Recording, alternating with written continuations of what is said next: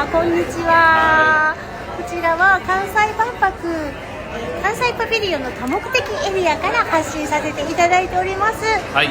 今ですね、滋賀県さんの、イベントをさせていただいてるんですけれども、なんと山川アナが、はい、はい、読売テレビの、はい、鳥人間コンテストの PR で、はい、今滋賀県ウィークに、出展しております。はい、はい、今年はですね、7月何日でございましたでしょうか。はい、今年はですね、はい、鳥人間コンテストは7月の、はい、26だったかな、はいはい、26日と27日、土曜日、日曜日、はい、滋賀県の彦根市の、はい、松原湖岸で、はい、今年もですね大会を開催させていただくことになっております。はい、もうめちゃくちゃ楽しみです。もう大人気の番組ですので、はい、今年も皆様ぜひご覧いただきたいと思います。はい、よろしくお願いいたします。よろしくお願いします。